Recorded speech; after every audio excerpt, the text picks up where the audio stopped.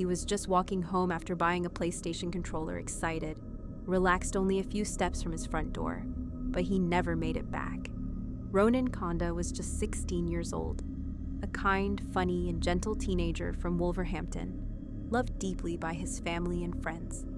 He had just finished his GCSEs, a milestone that should have marked the beginning of his future. Sixth form, new opportunities, new dreams, all just ahead of him. On the evening of June 29th, 2022, Ronan left his home to meet a friend and pick up a PlayStation controller. It was an ordinary summer evening, nothing unusual, nothing dangerous. As he walked back home alone, headphones in, he was just yards away from safety, from his family, from everything familiar.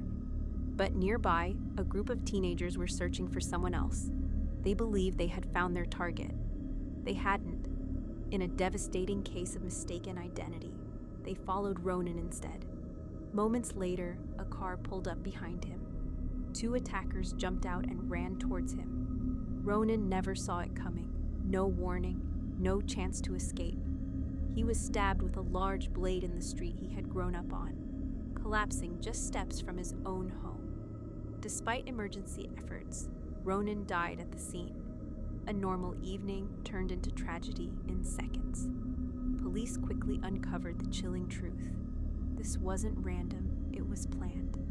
Weapons had been ordered online, including a ninja-style sword and a machete, collected just hours before the attack.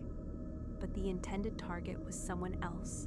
Ronan was completely innocent. The case shocked investigators, not just because of the violence, but because of how quickly a planned dispute spiraled into the killing of a boy who had nothing to do with it.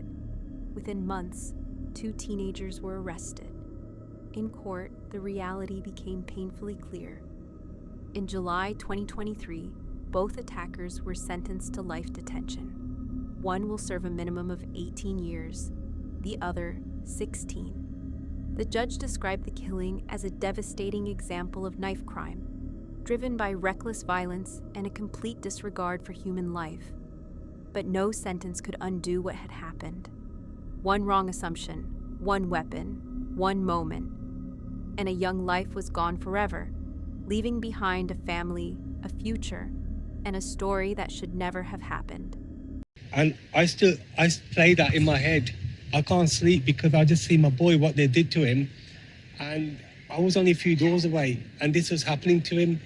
And it's heartbreaking, what he had to go through. And, and these cowards, what they did, it's absolute cowardly, the attack. And no care, no compassion, and,